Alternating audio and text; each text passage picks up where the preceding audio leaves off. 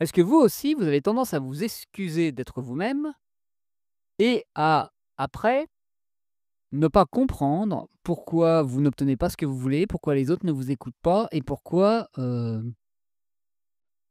la vie est un peu dure pour vous? Ça va être le sujet du pod de l'épisode d'aujourd'hui. Un de mes épisodes quotidiens parce que, comme pour ceux qui ne le savent pas encore, j'ai décidé de me remettre à un podcast quotidien pour que ce soit un peu plus fluide, des épisodes un peu plus courts et vous puissiez un peu grappiller dans ce qui vous plaît. Et pourquoi j'aborde ça?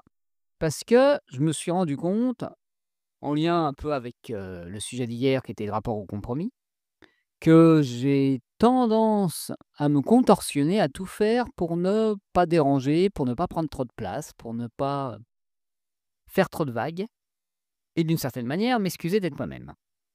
Et en faisant ça, ou je demande une surattention de la part des autres et je suis pas content quand je l'obtiens pas, ou je, me suradapte, je m'interdis de fonctionner et même je me raconte l'histoire que, si ça doit être comme ça pour les autres, je dois obligatoirement m'y soumettre, m'y adapter et donc je ne prends pas une posture où je décide de ma vie. Je suis un peu dans un côté, mode par défaut, comme beaucoup de personnes, où je considère que l'extérieur décide à ma place. Pour beaucoup de personnes, c'est, leur patron qui décide à leur place, c'est leurs enfants, c'est leurs chiens, c'est leurs femmes, c'est la les finances, du monde, c'est les puissants, c'est le pouvoir, c'est la politique, c'est l'administration fiscale et cetera et cetera et cetera. Et donc dans ce côté-là, oui, si on est comme ça, la vie, on subit plus qu'on ne vit. D'une certaine manière, on dit qu'on n'a pas le choix. Et en faisant ça, c'est pas très agréable à vivre. Je me suis rendu compte de ça dans mon couple où j'avais vraiment tendance à, pour pas déranger, pour accepter l'autre tel qu'il est, je je me suradaptais, je n'essayais pas de questionner le fait que ça devait être comme ça et donc proposer que ça soit autrement. Et tout ça, ça vient du fait que, en voulant m'excuser d'être moi-même, que je n'étais pas si important que ça et que je n'avais pas le droit de me passer en priorité, même pas de me passer en priorité, même d'être à égal avec l'autre. C'est plus ça l'histoire, parce que se passer en priorité, c'est pas vraiment être au-dessus de l'autre non plus. C'est juste dire: «Je compte autant que mon extérieur compte».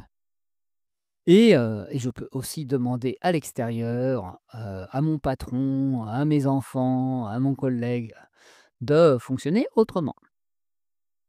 Car oui, je n'ai pas à tout supporter sous prétexte que l'autre est libre. Le côté, la liberté de l'un s'arrête où commence celle des autres, peut-être, mais s'il y en a un qui est dans une posture, je dirais de dominant et qui n'écoute pas l'autre, il va avoir tendance à empiéter sur vos libertés.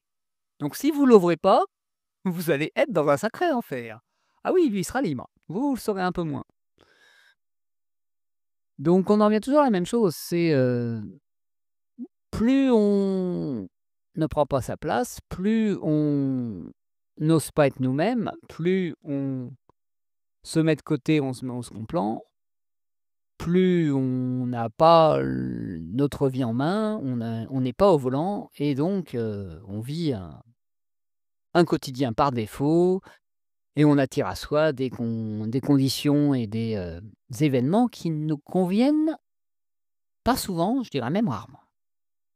Certes, c'est pas le cas dans tous les domaines, certes, il y a des endroits dans notre vie où on s'excuse pas d'être nous-mêmes, il y a des endroits où on ose être nous et puis il y en a d'autres où on ose moins. Donc ce que je vous proposerais pour aujourd'hui comme petit exercice, ce serait de lister tous les endroits où vous dites: «Ah oui, mais je dois faire comme ça parce que ceci, parce que cela, parce que un tel, parce que ma femme, parce que mes enfants» et voir si ça, c'est pas questionnable. Si par exemple, vous êtes au SMIC et que vous dites: «Je peux rien y faire», est-ce que c'est vrai que vous pouvez rien y faire? «Ah oui, mais mon collègue, il prend beaucoup de place, il fait beaucoup de bruit, je dois supporter et je peux rien dire». Est-ce que c'est vraiment vrai? Et cetera, et cetera. J'ai pas des exemples très, pertinents aujourd'hui, mais vous en trouverez sûrement beaucoup.